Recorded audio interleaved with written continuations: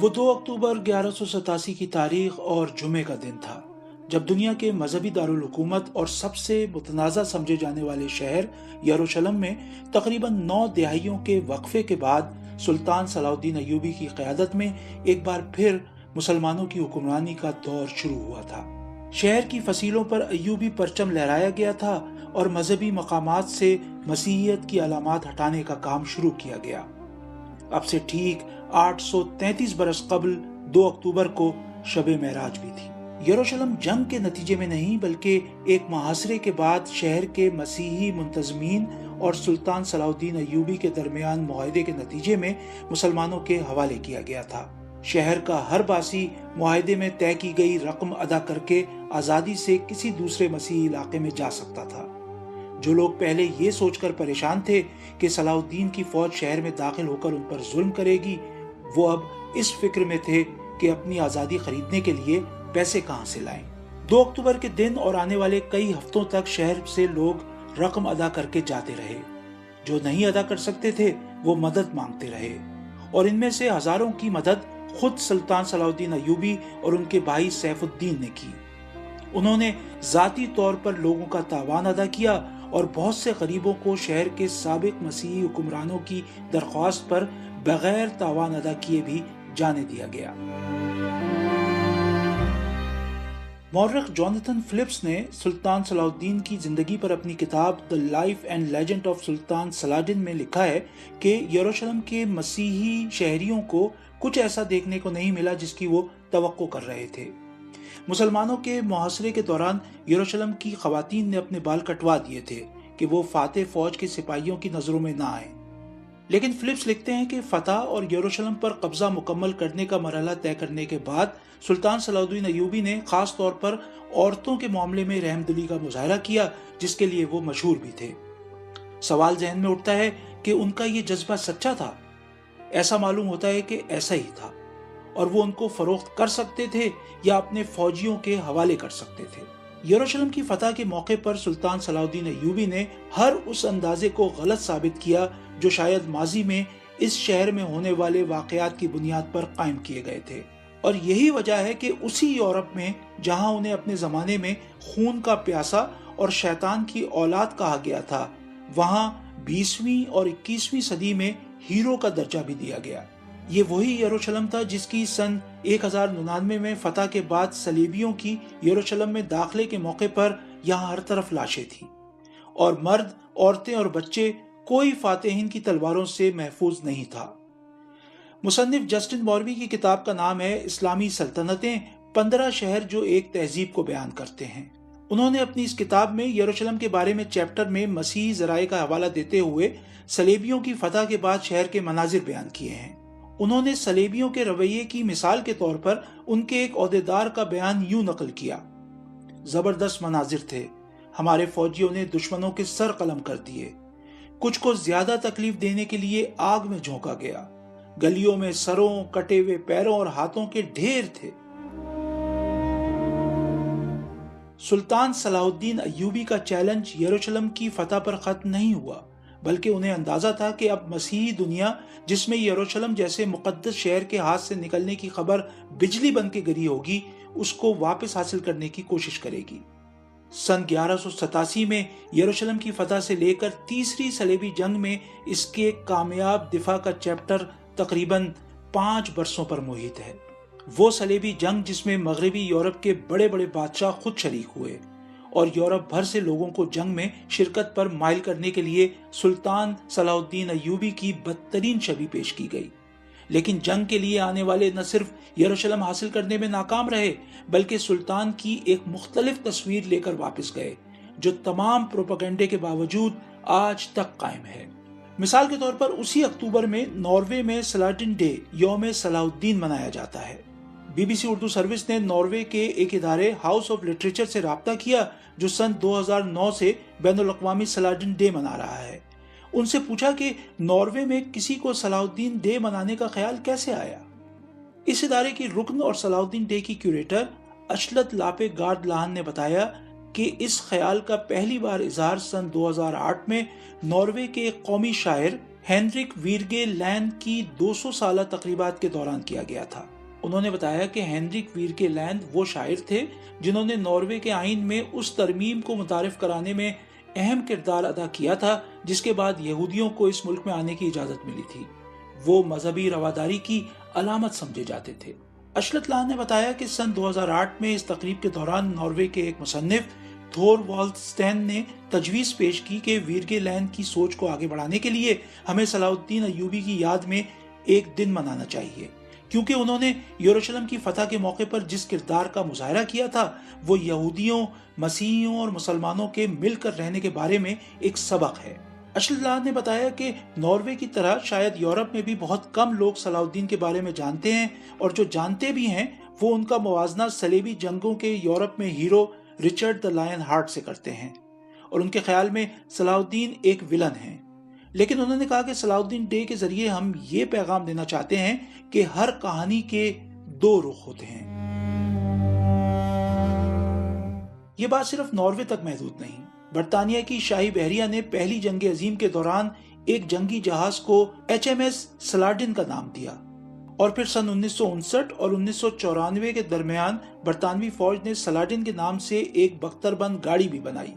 ये वही बरतानिया है जहां से बादशाह रिचर्ड द लायन हार्ट ने तीसरी सलेबी जंग में मसीही फौज की क़यादत की थी।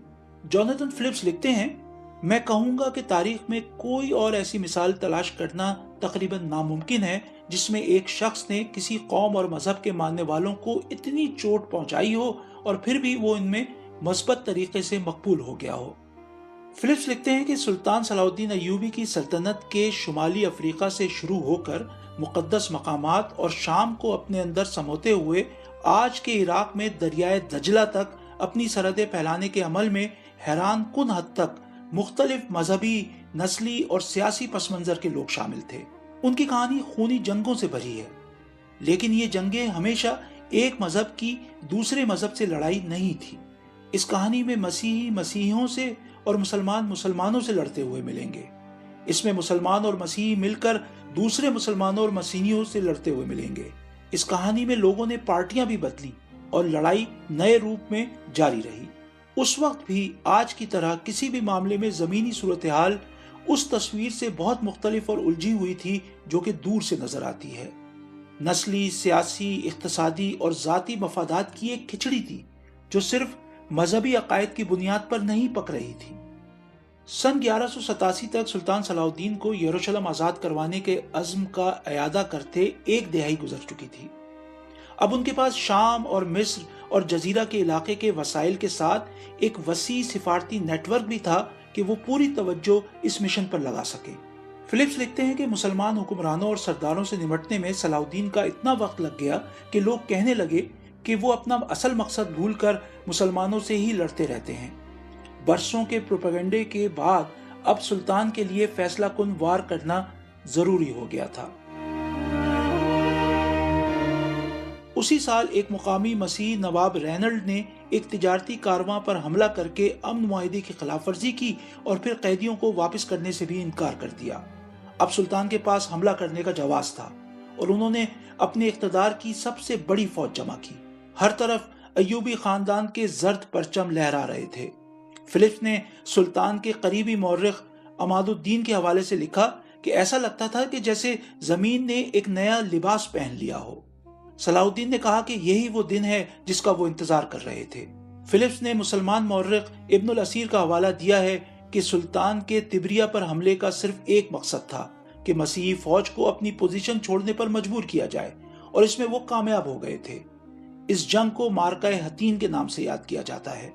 फिलिप्स लिखते हैं कि सुल्तान सलाहुद्दीन की मार्का हतीन में कामयाबी और इसमें फ्रैंक्स की फौज की तबाही ने खित्ते में ताकत का तवाजुन बदल दिया, लेकिन यरूशलेम हासिल करने के लिए अभी मजीद काम करने की जरूरत थी। अगले 7 हफ्ते उन्होंने सल्तनत यरूशलेम में कई जबरदस्त मुहिमात की, जिनमें से कई की क़यादत उन्होंने खुद की। अक्का शहर 8 जुलाई को फतह हुआ और कई दिहाइयों में पहली बार वहां 10 जुलाई सन 1187 को जुमे की नमाज अदा की गई। उसके बाद बैरूत फतह होने में भी ज्यादा दिन नहीं लगे। अश्किलौन को फतह करने में 2 हफ्ते लगे। यहाँ भी सलाहुद्दीन ने शहर वालों के साथ सख्ती नहीं की। वो कत्ले आम का सिलसिला नहीं चाहते थे। اور چاہتے تھے کہ کہیں پر ان کے خلاف زیادہ مزاحمت نہ ہو اور ان شہروں کے قریب مسلمانوں کی بھی آبادیاں تھیں۔ صلاح الدین 20 ستمبر 1187 کو یروشلم پہنچے، شہروں پر تیروں کی بارش کر دی، ہر طرف نقاروں، ڈھول اور شدید نعروں کا شور گونج رہا تھا۔ شہر میں تیروں سے اتنا نقصان ہوا کہ اس وقت لاطینی مسیحی دنیا کے سب سے بڑے سینٹ جان ہسپتال کو بھی زخمیوں سے نمٹنے میں مشکلات پیش آنے لگی۔ سلطان نے کہا کہ معرکہ حطین میں کامیابی اور یروشلم کی دیواروں کے باہر ان کی موجودگی خدا کی نصرت کا ثبوت ہے۔ سلطان نے اپنی تقریر کا اختتام اس عزم پر کیا کہ وہ یروشلم سے اس وقت تک نہیں جائیں گے جب تک ڈوم آف دا راک پر ان کا قبضہ نہیں ہو جاتا۔ معرکہ حطین میں شکست کے بعد کسی بھی مسیحی امدادی فوج کی آمد کا امکان ختم ہو چکا تھا۔ یروشلم کے بادشاہ تو معرکہ حطین میں قیدی بن گئے تھے اور ان کی جگہ شہر کے منتظم بالیان کو اندازہ ہو گیا تھا کہ کھیل ختم ہو گیا ہے اور ہتھیار ڈالنے کے لیے مذاکرات شروع کرنے کا وقت آ گیا ہے۔ شہر پر قبضے کے لیے خونی ٹکراؤ سے بچنے کے فوائد مسلمان قیدیوں کی زندگی اور مقدس مقامات کی سلامتی کی صورت میں واضح تھے۔ اس کے علاوہ اس صورت میں مسیحی قیدیوں کے لیے ملنے والے ممکنہ تاوان کی شکل میں مالی فائدے کا بھی امکان تھا۔ ہتھیار ڈالنے کی تاریخ 2 اکتوبر سن 1187 طے کی گئی، جو جمعے کا دن تھا اور شب معراج بھی تھی۔ اس تاریخ کی وجہ سے یروشلم کی فتح کا منظر دیکھنے کے لیے صوفیوں، درویشوں اور علماء کو بھی وہاں پہنچنے کا وقت مل گیا۔ ذرائع کے مطابق یروشلم شہر میں بچوں اور عورتوں کے علاوہ 60,000 مرد تھے۔ شہر کے مسیحی حکمران بالیان نے مختلف طبقات کی مدد سے 18,000 غریب افراد کے لیے 30,000 دینار کا بندوبست کیا۔ اگلے کچھ ہفتوں تک شہر میں لوگ اپنا سامان بیچ کر اپنی آزادی کے لیے پیسوں کا بندوبست کرتے رہے۔ فلپس نے لکھا ہے کہ سب کے لیے 10 دینار قیمت طے کرنے پر صلاح الدین تنقید کا نشانہ بھی بنے، کیونکہ امیر لوگ بآسانی یہ پیسے دے کر اپنے قیمتی سامان کے ساتھ یروشلم سے جانے میں کامیاب ہو گئے۔ لوگوں نے ایسے ایک امیر مسیحی عہدیدار کا قیمتی سامان ضبط کرنے کا مطالبہ کیا، لیکن صلاح الدین نے جواب دیا کہ وہ ایسا نہیں کریں گے، بلکہ انہوں نے ان لوگوں کو ان کی منزل تک پہنچنے میں سیکیورٹی بھی فراہم کی۔ مسیحی قبضے کے دوران تقریباً 9 دہائیوں میں تمام مقدس مقامات پر مسیحیت کی چھاپ لگ چکی تھی۔ سلطان نے ہر جگہ کو اسلامی تقاضوں کے مطابق بحال کرنے کا حکم دیا۔ مسلمانوں کی حکمرانی میں یروشلم میں 9 اکتوبر کو پہلی مرتبہ جمعے کی نماز ادا کی گئی۔ جمعے کی نماز کی امامت کے لیے سلطان کا فیصلہ دمشق کے قاضی اور شاعر محی الدین کے حق میں تھا، جنہوں نے 4 سال قبل یعنی سن 1183 میں حلب کی فتح کے موقع پر سن 1187 کی یروشلم کی فتح کا موازنہ تقریباً 550 سال قبل یعنی سن 638 میں مسلمانوں کے دوسرے خلیفہ کے دور میں اس شہر کی فتح سے کیا تھا۔